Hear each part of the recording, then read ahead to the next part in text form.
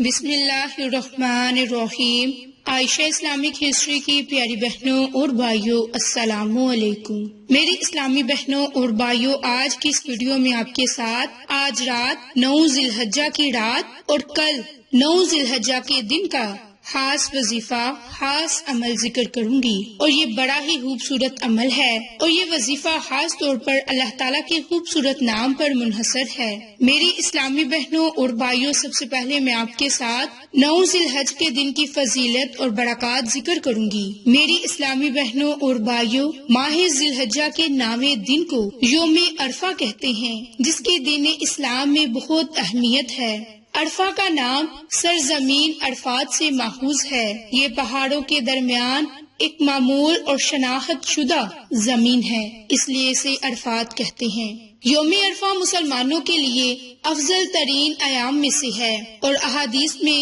اس دن کی بڑی فضیلتیں برکات ہیں، اور اس دن کے لیے خاص جو عمل ہے وہ دعا اور استغفار کرنا ہے۔ میری بہنوں اور بھائیوں، یوم عرفہ اللہ تعالیٰ کی پہچان اور شناخت کا دن ہے کہ جس میں اللہ تعالیٰ نے اپنے بندوں کو اپنی عبادت اور عطائیت کی دعوت دی، اور اس دن حجاج کرام میدان عرفات میں جمع ہوتے ہیں اور دعا اور استغفار کے ساتھ حج جیسا فریضے کی ادائیگی کی توفیق نصیب ہونے پر اللہ کا شکر ادا کرتے ہیں۔ میری اسلامی بہنوں اور بھائیوں، قرآن اور سنت میں ذی الحجہ کے پہلے 10 دن کی بڑی فضیلت ہے، لہٰذا عقل مند انسان کے لیے ضروری ہے کہ ان دنوں کو ضائع نہ کرے اور اپنے لیے آخرت کی تیاری کا سامان شروع کر دے۔ میری اسلامی بہنوں اور بھائیوں، 9 ذی الحجہ کا دن اس اعتبار سے بھی نہایت مبارک ہے کہ اس میں حج کا سب سے بڑا رکن وقوف عرفہ ادا ہوتا ہے، اور اس دن بے شمار لوگوں کی بخشش اور مغفرت کر دی جاتی ہے۔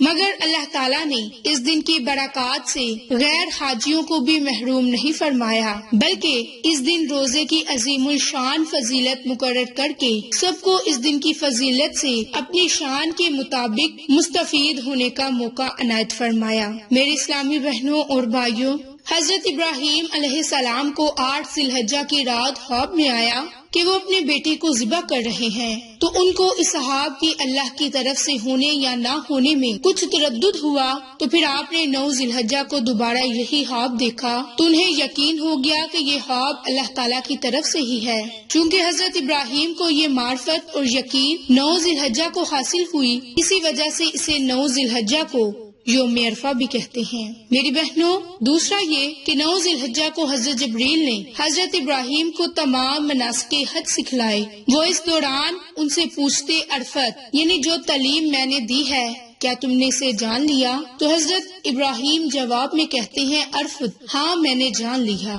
آخرکار دونوں کے سوال اور جواب، اس کلمے کا استعمال اس جگہ کی وجہ تسمیہ بن گیا۔ تیسرا یہ کہ حضرت آدم علیہ السلام اور حضرت حوا جنت سے اتر کر اس دنیا میں آئے تو وہ سب سے پہلے اسی جگہ ملے، اس وجہ سے بھی اس کا نام عرفہ ہے۔ میری بہنوں، عرفہ کی فضیلت کے بارے میں قرآن اور حدیث میں ہے کہ جس دن کی اللہ نے قسم اٹھائی ہے، عظیم الشان اور مرتبے والی ذات عظیم الشان چیز ہی کی قسم اٹھاتی ہے، اور یہی وہ یوم المشہود ہے جو اللہ تعالیٰ نے اپنی اس فرمان میں کہا کہ قسم ہے اس دن کی جو حاضر ہوتا ہے، اور اس کی کہ جس کے پاس حاضر ہوتے ہیں۔ میری بہنوں، حدیث میں ہے کہ یوم عرفہ مسلمانوں کے لیے خوشی کا دن ہے، کیونکہ ہمارے پیارے نبی نے فرمایا، بے شک یوم عرفہ، یوم نحر اور ایام تشریق ہم اہل اسلام کے لیے عید کے دن ہیں، اس لیے کہ ان میں اللہ تعالیٰ کی خصوصی رحمتوں کا نزول ہوتا ہے۔ تو میری اسلامی بہنوں اور بھائیوں، یوم عرفہ کے دن گناہوں سے اپنے ندام ہو کر اللہ سے توبہ کریں، اللہ سے اپنے گناہوں کی معافی طلب کریں، کیونکہ یہ معافی کا دن ہے۔ حضرت عائشہ صدیقہ فرماتی ہیں کہ ہمارے پیارے نبی نے فرمایا کہ اللہ تعالیٰ عرفہ کے دن زیادہ کسی دن اپنے بندوں کو دوزخ سے آزاد نہیں کرتا، اور اللہ اپنے بندوں کے قریب ہوتا ہے، پھر فرشتوں کے سامنے اپنے بندوں پر فخر کرتے ہوئے فرماتا ہے کہ یہ سارے بندے کس ارادے سے آئے ہیں۔ باحوالہ صحیح مسلم۔ گویا جو ان کے دل میں ارمان اور ارادہ ہو اسے پورا کر دیا جاتا ہے۔ تو میری بہنوں، یوم عرفہ کا روزہ رکھنے کی بھی بڑی فضیلت ہے، کیونکہ اس سے ہمارے 1 سال کے صغیرہ گناہوں کا یہ کفارہ بن جاتا ہے، تو ہمیں ثواب کی نیت سے اور اپنے گناہوں کو معاف کروانے پانے کی نیت سے 9 ذی الحج کا روزہ رکھ کر اللہ سے دعا مانگنی چاہیے، اپنے گناہوں پر ندام ہونا چاہیے۔ تو میری اسلامی بہنوں اور بھائیوں، آج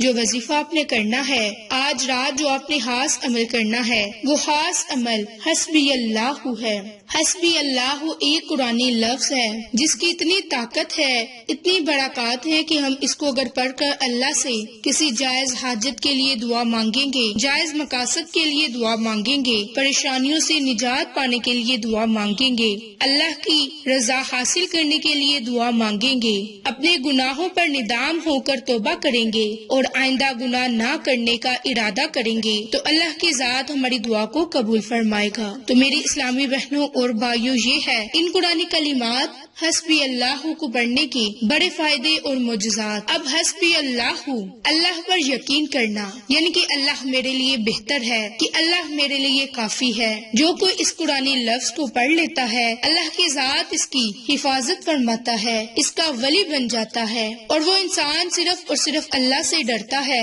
اور تقوی اختیار کرتا ہے اور ہر کسی سے ڈرنا چھوڑ دیتا ہے۔ تو میری اسلامی بہنوں اور بھائیوں، اگر آپ رزق چاہتے ہیں، عافیت چاہتے ہیں، پریشانیوں سے نکلنا چاہتے ہیں، تو آپ ان قرآنی کلمات کو پڑھ کر اللہ سے دعا مانگے، انشاءاللہ اللہ کی ذات ہماری دعاؤں کو سنے گا اور قبول فرمائے گا۔ میری اسلامی بہنوں اور بھائیوں، ان قرآنی کلمات کی برکت سے اگر آپ پہاڑ جتنی مصیبت میں بھی مبتلا ہیں تو وہ مصیبت ختم ہو جائے گی۔ میری اسلامی بہنوں اور بھائیوں، اب آپ چاہیں تو حسبی اللہ کا ذکر ہاتھ کی انگلیوں پر چلتے پھرتے کرتے رہیں، یا پھر چاہیں نماز عشاء ادا کرنے کے بعد تنہائی میں بیٹھ جائیں، یا چاہے نماز پر بیٹھ کر حسبی اللہ